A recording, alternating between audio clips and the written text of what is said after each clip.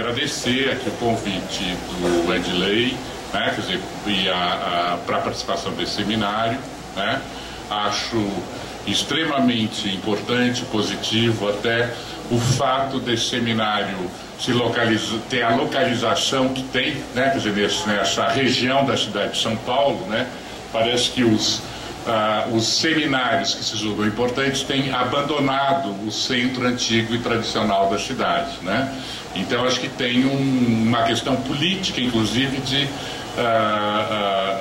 se fazer seminários e discussões nesse espaço aqui perto da Praça da República ou da esquina, né, Ipiranga-São João, né? Eu acho que é já que a gente vai falar aqui de uma questão, né, quer dizer, que eu acho que está em curso tanto a discussão, né, quer dizer, sobre drogas, AIDS, violência e a própria questão da cidade. Acho que falar da região da Cracolândia, acho que tem uma implicação em falar da cidade e das construções possíveis de uma cidade, né, quer dizer, da própria, acho que a gente está falando, eu diria, né, falar da Cracolândia, a gente está falando da própria invenção da cidade, né? E eu vou tentar pegar por esse fio. Em primeiro lugar, também queria dizer que achei extremamente interessante o título dessa mesa, Cracolândia, notícias de uma zona de conflito. E por isso mesmo, quer dizer, ao ler esse tema, eu fiquei pensando um pouco nessa questão da zona de conflito. O que são as zonas de conflito? O que são zonas de conflito no mundo contemporâneo, né? Quer dizer, zonas de conflito envolvem fronteiras e questão do poder, né? Eu acho que o Fiore aqui já falou na mesa anterior a respeito do Foucault e do dispositivo Foucaultiano, né? Essa questão do poder, né? Quer dizer, dele ser algo capilar na nossa sociedade, mas que de alguma forma, eu digo, esse poder tem cores, tem demarcações. E eu acho que as zonas de conflito, são zonas de fronteira e elas exercem esse poder. Eu digo zonas de fronteira porque se a gente for pensar em termos globais, né, quer dizer, bom, quais são os conflitos hoje que estão na mídia, né, Síria, Líbano, essa questão envolvendo, né, quer dizer, o movimento islâmico, que é bem recente, é bem pontual, né, e enfim, além dessas zonas ideológicas de conflito, e essas zonas ideológicas, eu acho que elas expressam também uma questão social extremamente importante.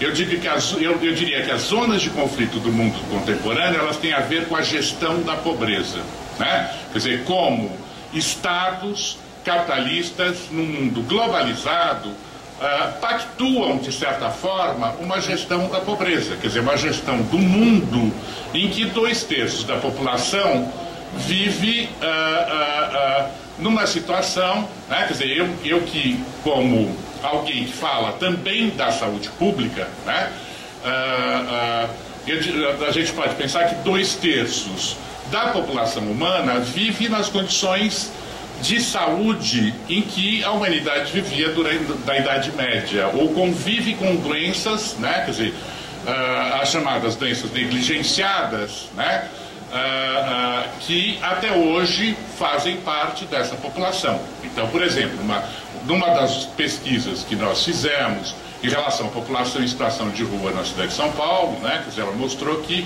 a população de rua tem 60 vezes mais risco de contrair tuberculose do que a população em geral, né? Quer dizer, esse é um dado difícil, né, de veicular, porque de alguma forma também estou vulnerabilizando essa população, né? Quer dizer, em geral, essa zona de fronteira que eu estabeleço é uma zona de proteção daqueles 1/3 da população. Então, acho que falar de zonas de conflito, a gente está falando do tempo todo da atuação de um Estado, eu diria, de um Estado global, que busca gerenciar essas questões, né?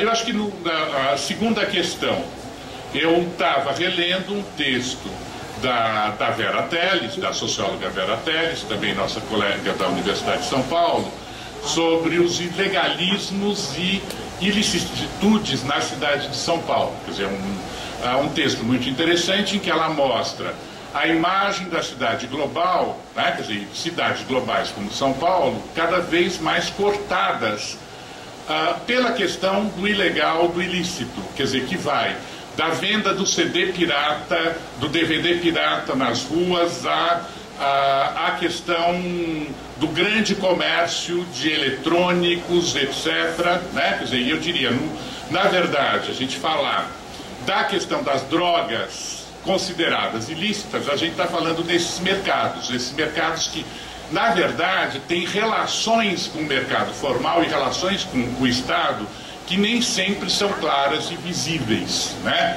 E que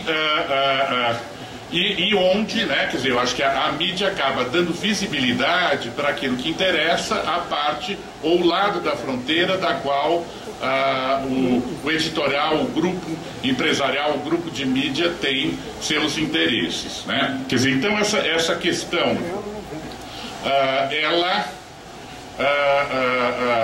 ela faz, né, de alguma forma, com que a gente viva num mundo em que determinadas questões são visibilizadas, outras invisibilizadas, né, em que a gente, de alguma forma, a realidade que a nós chega é uma realidade produzida, construída, né? Quer dizer, e há que se produzir, se construir outras realidades a partir dessa questão. Então, interessante, porque se a gente for recuperar a história do espaço chamado, que ficou conhecido como Cracolândia, né? Primeiro, como esse nome foi produzido. Eu diria, esse nome foi produzido também mediaticamente, né? E duas questões. Isso eu estou dizendo de alguém que, através de pesquisas, eu acho que e pesquisas, né? Quer dizer, da nossa área de pesquisas lá na saúde pública, pesquisas de mestrados, outras pesquisas nossas como pesquisadores acadêmicos, etc. A gente vem olhando para a região desde 1996, 97, né? Quer dizer, essa questão.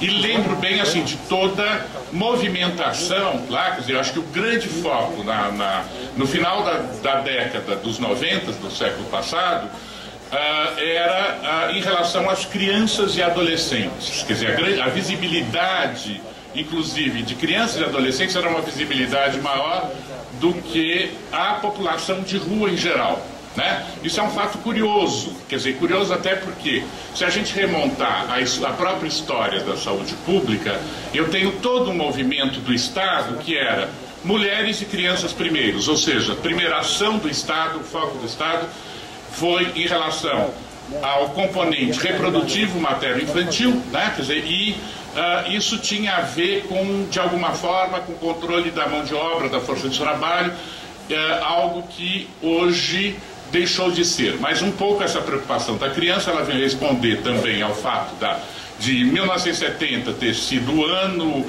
da criança, quer dizer, então sempre fatos internacionais, determinados fatos internacionais, as agências internacionais que vão, de alguma forma, comandando o foco. Mas, de certo modo, quando a gente focalizava a Cracolândia, eram crianças e jovens e haviam grupos que depois que fechavam as lojas da Rua Santa Ifigênia, ficavam lá usando crack.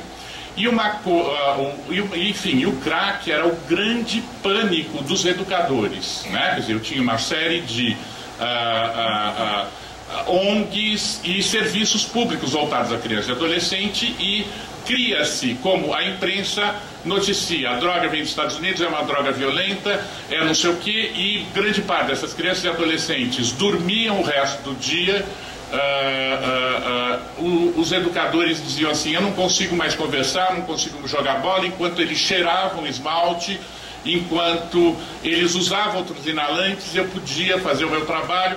E cria-se esse primeiro mito em relação ao crack, que ele seria um impeditivo do trabalho realizado anteriormente. E eu lembro muito bem de ter conversado com alguns traficantes naquele momento e de perceber o seguinte: eles, de alguma forma, continuavam os inalantes do outro lado, na região do Anhangabaú, etc. E eles diziam assim: olha, eu sei para quem eu vendo crack, não é para qualquer um que eu vendo crack, não é para qualquer um que vai gostar da droga. Era interessante detectar no próprio tráfico essa questão de uma certa escolha ou um certo feeling, né, quer dizer, em relação a quem seria consumidor ou não daquela nova droga que se produzia. E a história do crack foi assim: ela foi produzida na imprensa. Uma primeira questão, né, que a gente viu na própria região da Cracolândia, assim, muitos dos jovens, né, quer dizer, dos jovens já aos 20, 18 anos de idade, começaram a adquirir uma performance de terror, né? Quer dizer, porque dizia assim: eu uso crack, e dizem que o crack é violento, então vou incorporar essa violência e vou usar dessa violência para achacar os demais, e com isso eu consegui dinheiro para comprar a droga, né? E aí isso a gente tem, aliás, a Selma Lima da Silva, que fez um mestrado, né, Mulheres da Luz, uma etnografia de uso e prevenção e usos, né? Ela trabalhava com as meninas que trocavam pedra do crack por programa sexual, né? Quer dizer, aliás, mas elas e aí intensamente observando esse comportamento reflexivo, ou seja, eu me comporto violentamente toda vez que alguém aparece, porque eu incorporava de alguma forma algo que era dito como um produto da droga, né? Como nós falamos na mesa anterior, quer dizer, a gente tem uma pobreza absurda de discussão na sociedade brasileira, eu diria uma pobreza absurda de pesquisa sobre relação entre consumos e drogas, consumos e psicoativos, né? Quer dizer, a gente não é pobre só de discussão, acho que é pobre de pesquisa, né? E de alguma forma, de novo, a droga era colocada como a grande alguém que transforma o outro, né? Quer dizer, alguém que tem capacidade de transformar as pessoas, né? Então, esse foi o primeiro momento de construção daquela região. Então, as coisas aconteciam ainda entre Estação da Luz, Rua Santa Ifigênia, Rua do Triunfo, a antiga Cracolândia, que depois o nosso essa gestão Kassab e Serra, né? Quer dizer, puseram o quarteirão abaixo, né? Quer dizer, aquilo foi terra aniquilada. Aliás, ali onde se dava o epicentro da antiga Cracolândia foi todo derrubado, né? Quer dizer, em nome, ou seja, ao lado dessa imagem da violência ou da droga extremamente potente, não se seguiam políticas públicas ou qualquer tipo de atenção. Então, assim, ou quase que assim, o que se poderia analisar a partir de fora, né? Se havia de fato uma intencionalidade, né, quer dizer, na degradação da própria região em função de interesses imobiliários, ou se de fato eu não teria, quer dizer, fora crianças e adolescentes, né, quer dizer, as políticas públicas desenvolvidas na gestão da pobreza num país como o Brasil eram políticas também extremamente pobres, extremamente focais, né? Então, que a Secretaria de Estado de Saúde fazia distribuir camisinha para as prostitutas. Aliás, a camisinha era uma grande moeda de troca já na região, porque as trabalhadoras do sexo, ou garotas de programa, como elas gostariam, elas queriam ser intituladas, enchiam bolsas e bolsas de camisinha, e havia todo um comércio movido a camisinhas, como moeda de troca também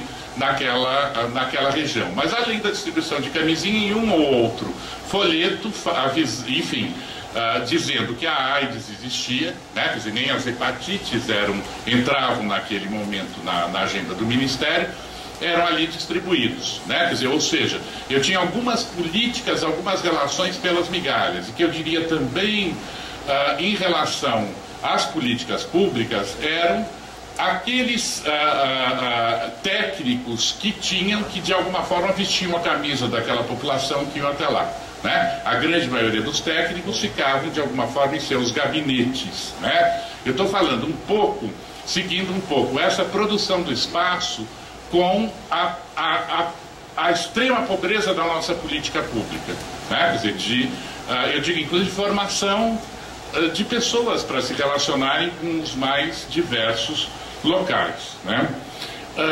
Bom, de lá para cá, quer dizer, eu tenho várias... Gente, olha, já 5, eu estou no começo da história, mas aí eu vou apressar. Bom, então vou fazer um corte de lá para cá, quer dizer, a gente começa com essa pesquisa mais recente, né, que são o CRAC, Usuários e Territórios de Uso, financiado pelo CNPq, quer dizer, num edital que o CNPq fez para o Brasil inteiro de pesquisa sobre o CRAC, né, quer dizer, e aí o que eu chamo a atenção, talvez 95% das verbas de pesquisa sejam dirigidas àqueles que trabalham com a droga e no laboratório, ou que de alguma forma reafirmem aquela verdade de que a droga diz tudo sobre ela mesma, as pessoas não precisam fazer parte da investigação sobre a droga porque ela já diz tudo. Ela transforma as pessoas, né? Eu diria assim, olha, uma metodologia um tanto fascista, né? Se eu pensar aonde estão as pessoas, né? Quer dizer, então, em nome de agentes inertes, eu crio dados e verdades para que as pessoas, para prescrevê-las às pessoas, né? Então, de alguma forma, quer dizer, também uma ausência muito grande de pesquisas que a gente contrasta um pouco com o próprio fato. Também o CRAC nos Estados Unidos foi um problema de mídia, um problema de pânico moral, manipulado extremamente pelos republicanos contra os democratas, né? Quer dizer, a ponto de forjarem, né? Quer dizer, traficantes na porta da Casa Branca para simular a maior guerra, né? Estimular a maior guerra, o crack, etc., né? Mas, de alguma forma, há nos Estados Unidos um conjunto de pesquisadores, né, quer dizer, que não assumem a mesma atitude farmacologizante ou medicalizante dos pesquisadores brasileiros, né? Então, dizendo, olha, primeiro, essa pobreza de pesquisa em relação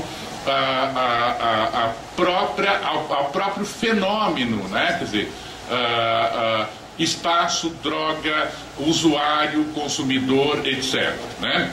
E aí o que eu queria chamar a atenção, já que me falta tempo, de falar algumas coisas dessa última pesquisa, né? E aí, inclusive, para aquela pergunta, olha, entrar lá é difícil, olha, a gente entrava com o Edley, mas muitas vezes eu entrei lá com crachá de pesquisador e dizia, olha, eu sou um pesquisador, etc. E eu diria o seguinte, eu nunca me senti tão seguro numa região da cidade do que como dentro da Cracolândia, né? O único senão era a polícia. Na verdade, eu repeti aquela música do Chico Buarque, chame o ladrão, ou chame o usuário de crack para me proteger. Porque isso aconteceu de fato numa das minhas idas à Cracolândia, em que o sujeito com quem eu conversava falou assim, olha, os homens estão de olho no senhor. O senhor vem aqui, etc. E eu disse assim, eu estou indo embora. Não vai embora agora. E eles me deram exatamente o time para poder sair de lá, né? E eu vi aqui a rota. Bom, a gente fala rota porque ela é uma instituição, né? Aliás, ela tem a ver com o candidato que está vencendo aí as pesquisas na cidade de São Paulo. Talvez ela volte, né? Vamos esperar que não. Mas, de alguma forma, eu me senti, né, quer dizer, extremamente vigiado pela polícia, e eles deram exatamente o time quando agora pode sair, né? Pode sair porque eles já não estão na área, né? E aí eu perguntei por quê, ele falou, olha, uma das coisas é, a partir do momento que o senhor sair da região e chegar ali perto da Rio Branco, etc., eles te pegam, jogam uma série de pedra, né, quer dizer, no teu bolso e te levam lá para Encana, né? Ou seja, essa procura de alguns fatos, alguns usuários. Aliás, quer dizer, E por outro lado, quer dizer, eu acho que, enfim, e de alguma forma, quer dizer, ali era um espaço protegido. Acho que essa última Cracolândia, ela vira uma imensa feira. Eu acho que se a gente pensar nessa questão da produção da cidade, ali estava acontecendo uma produção de uma cidade que era essa que escapa aos legalismos e à própria malha do Estado, e que de alguma forma era investida pelas próprias camadas populares e pobres da cidade. Quer dizer, jovens que vinham da periferia e que muitos deles chegavam ali, olha, eu uso maconha, mas aqui só tem crack para ofertar. Que, aliás, é uma outra coisa que eu quero simular. A gente está falando muito do crack e a gente não fala, né? Quer dizer, tem muito pouca coisa discutida de quais são os grandes interesses de mercado que colocaram como a droga no Brasil. Né? O crack como sendo, elegendo como seja a droga do momento. Né? Quer dizer, eu acho que existe mais coisas, né? Quer dizer, por baixo dessa questão, por atrás, né? Quer dizer, dessa questão que a gente não poderia imaginar. Mas, de alguma forma, o que eu queria situar, né, já acabou meu tempo, dessa última pesquisa, é de um fenômeno que eu diria, uma extrema pacificação. Né? Quer dizer, se antes eu tinha essa associação da violência com o uso do crack, eu tenho nessa última onda da Cracolândia, né, quer dizer, lá na região da Helvétia, uma pacificação entre usuários, entre consumidores e público externo. Né?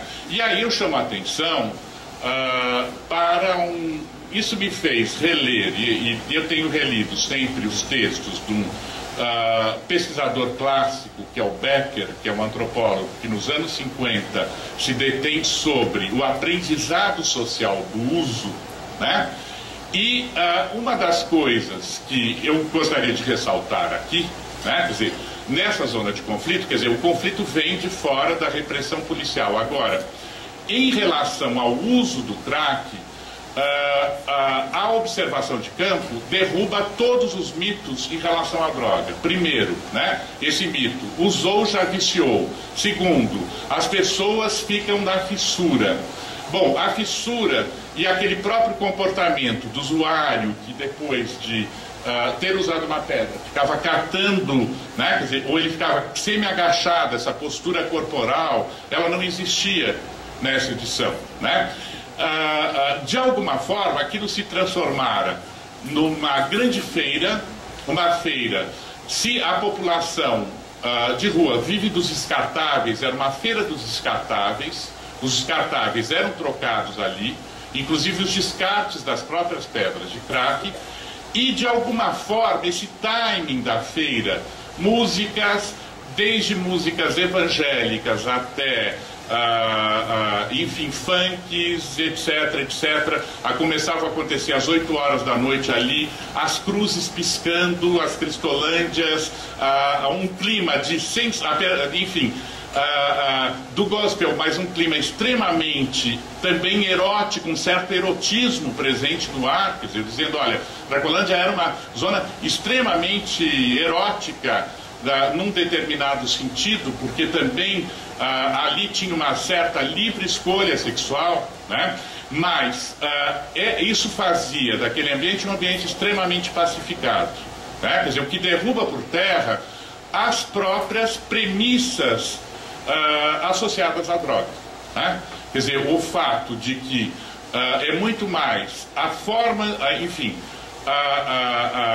de algum modo, aquilo que se fala da droga interfere na própria performance dos usuários, né? E de alguma forma também que com o tempo se aprende a usar e se aprende o efeito, e se aprende ao controle dos efeitos de determinada droga, né? E a conclusão que eu chego, porque, bom, já que o tempo é curto, eu diria, outro dia eu estava também numa mesa, num espaço de discussão, e uma outra questão metodológica importante, acho que da produção de pesquisas que é feita no Brasil, se 95% vão para pesquisas farmacológicas, outras pessoas em torno dessas pesquisas farmacológicas fazem pesquisas com usuários, assim chamados usuários, eu estou abandonando esse termo, eu estou chamando consumidores, né, mas usuários que procuram serviços de saúde, o que já é um contingente extremamente viciado,